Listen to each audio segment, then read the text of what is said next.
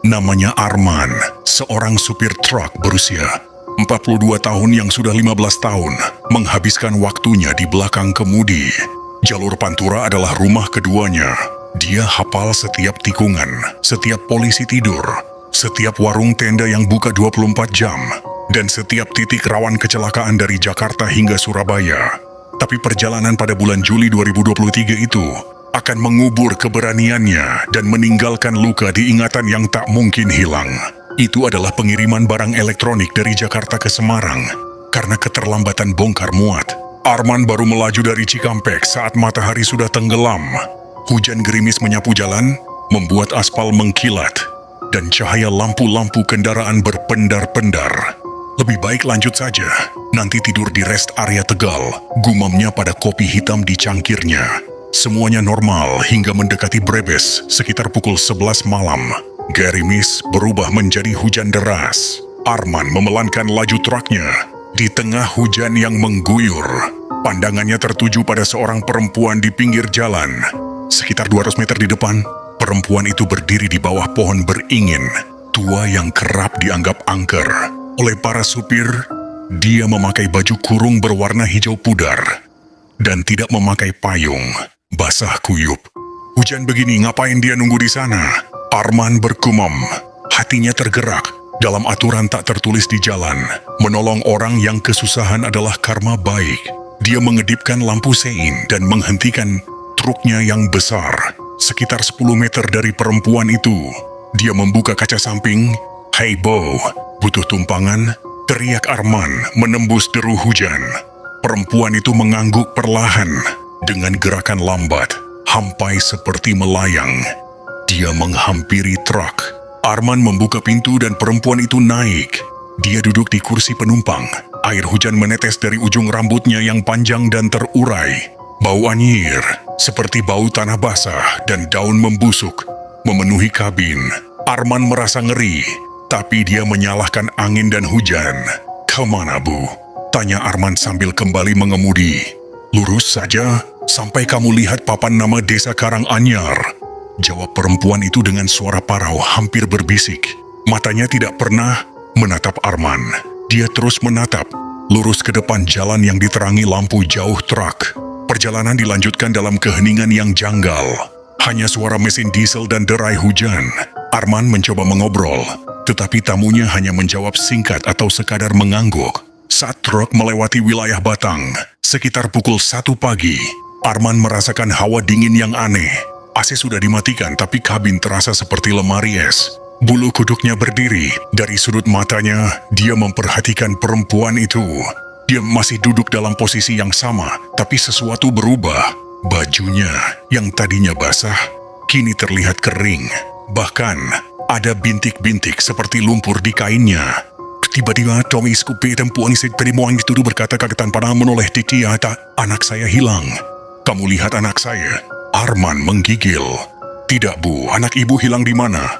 "Dia tertabrak di jalan ini, persis di sini," bisiknya. Jarinya yang pucat dan panjang menunjuk ke jalan di depan. Arman menelan ludah. Dia mencoba fokus pada jalan. Hujan sudah reda menjadi gerimis saat truk mendekati sebuah jembatan kecil yang dikenal angker, jembatan yang sering dipakai lokasi pemotretan hantu. Lampu jauh truk menangkap bayangan seorang anak kecil berdiri di tengah jalan. Anak itu memakai baju putih dan menunduk. Astaga, Arman menginjak rem keras.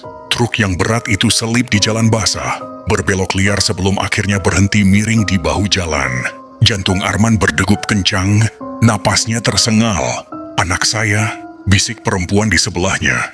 Kali ini suaranya terdengar lebih dekat, seolah dari telinga Arman sendiri. Dia menoleh pelan. Kursi penumpang kosong. Perempuan itu sudah menghilang. Bau anyir tanah basah semakin kuat memuakkan. Tangan Arman gemetar. Dia memaksakan diri untuk turun, berharap bisa membantu anak kecil tadi. Jalanan sepi. Lampu truk menyinari area sekeliling. Tidak ada anak kecil. Tidak ada siapa-siapa. Hanya angin malam yang berdesir. Dia kembali naik ke truk. Niatnya untuk langsung melaju kencang, meninggalkan tempat itu. Tapi saat dia menyalakan mesin, Dari jok penumpang terdengar suara bisikan jelas. "Terima kasih, sudah mengantarku pulang." Arman tidak lagi peduli. Dia menginjak gas. Truk melaju dengan kencang. Baru setelah melihat lampu-lampu warung di rest area Pekalongan, napasnya mulai stabil. Dia berhenti. Tangan masih gemetar saat menyalakan rokok.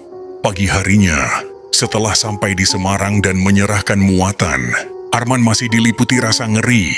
Dia mencari warung kopi langganannya dan menceritakan kejadian itu pada sesama supir tua Pak Joko. "Kamu berhenti di mana pas nemui perempuan itu?" tanya Pak Joko. Wajahnya serius. "Di Brebes, dekat pohon beringin besar sebelum pasar." Pak Joko menggeleng.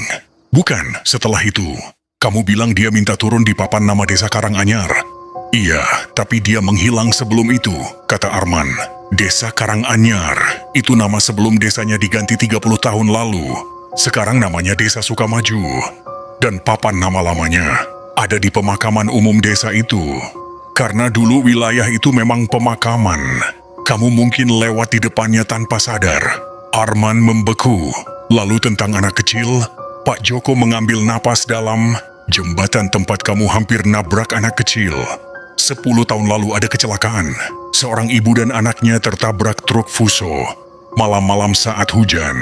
Sang ibu selamat tapi trauma berat, ngumpet di rumah. Anaknya meninggal di tempat. Ibu itu sering diceritain warga keluar malam-malam, mangkal di jalan nyari anaknya.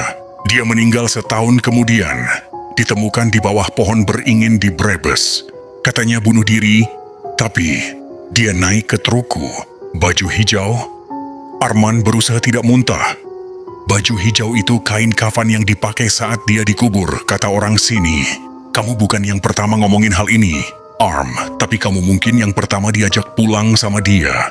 Mungkin karena kamu mau berhenti dan nolongin dia di tengah hujan. Mereka yang cuman lewat kencang, cuman lihat sosok kamu. Dia masuk ke duniamu." Sejak kejadian itu, Arman tidak pernah lagi menerima orderan malam yang melewati Brebes Batang. Bahkan saat terpaksa, dia akan berhenti jauh sebelum maghrib dan baru melanjutkan setelah subuh. Bau anyir tanah basah dan suara bisikan anak saya hilang masih sering hadir dalam mimpi buruknya.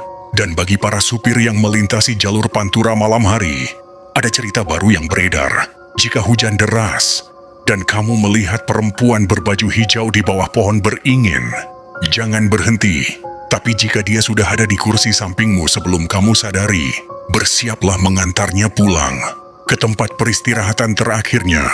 Karena di jalur Pantura yang tua, batas antara dunia orang hidup dan yang mati seringkali hanya setebal kaca jendela trukmu. Bantu channel ini tumbuh, subscribe itu gratis, like hanya 1 klik, dan komen darimu sangat berarti. Cerita horor apa yang ingin kamu dengar selanjutnya? Nin, see you.